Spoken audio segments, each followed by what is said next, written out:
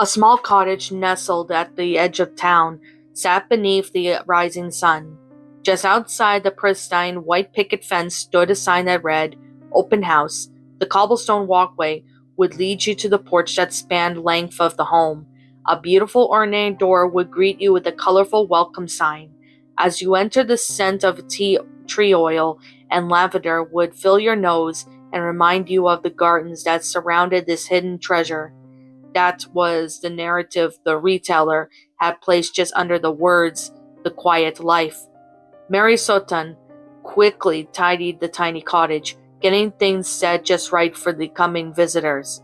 She had always been peculiar about the positioning of every piece of furniture. She had always placed a bowl of fruit in the entryway just beside a guest book.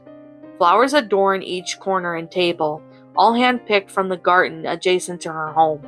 She would spend hours making sure that everything was just right, and when the first guest would arrive, she soon stood smiling happily at her arrival. This routine had been repeated on many occasions, but she always excited each and every time. She would introduce herself and give her a brief history of the property and then guide them through each room, pointing out the specifics of the materials used in the construction. Mary would always put the curtains of each living space, quickly pointing out the scenery outside. She always made a point to play up the large bay window of the dining room. With a sweeping gesture in her hands, she adjacent to the large portrait of wildflowers in the window would reveal. She did all of this with a smile, but none of her visitors seemed interested in the cottage. They even seemed to be slightly frightened of it, which confused Mary. After a little hours of luck, Mary sat down upon using the front steps in a huff. Her last visitor for the day had left so abruptly that she did not have a chance to show them the garden.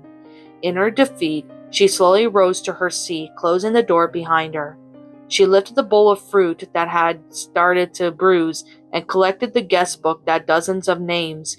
She would have leave the flowers for tomorrow, as they had begun to wilt anyway. Mary made her way to the kitchen, her hand brushing on the switch. It flickered to life as she tossed out the apples and oranges. The light faded again as she exited, without her even touching the switch, but she did not even notice. "I am starting to think I will never get anyone to stay here," she whispered to herself, before walking down the hallway, still clutching the guest book. The sun was now set on the tiny cottage, and the air grew colder, but it was something she had become accustomed to. Mary could not feel the cold anymore, only loneliness. That was the feeling that haunted her nights. Her mind filled with faces she never remained with her, the lights dimming in each room as she pressed it. Each curtain drew across the window and her hands reached for them. The routine had become more like a record on repeat. Mary sometimes had trouble remembering how long she had been doing all this, opening doors and curtains only to shut them again. She stopped and admired the garden one more time just before pulling the last of them over by the bay window. The old wooden rocking chair squeaked to life as she brushed by it, but she was too deep into the thought to let it bother her. Mary contemplated her rounds and decided to retire for the night. Her form passed through the doorway that led to the basement like smoke. She had never touched the handle. "It's so lonely here," she said with sadness in her voice. "I have to try harder next time." What's up, my pretties? It's the Lion Queen here. I want to appreciate you all for tuning into this video, and I do appreciate you guys supporting my video by giving this video likes and stuff.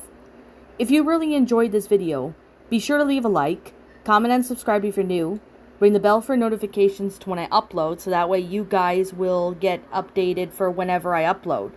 If you want to follow me on Twitter or DeviantArt, feel free to leave a follow on those if you are interested in following me on those socials. If you want to support my backup channel, known as Ms. Dark Shigo, feel free to subscribe to it, as a link to that will also be in the About page section. And with that being said, and that being the case, thank you so much for watching, my pretties, and as always, please stay pretty.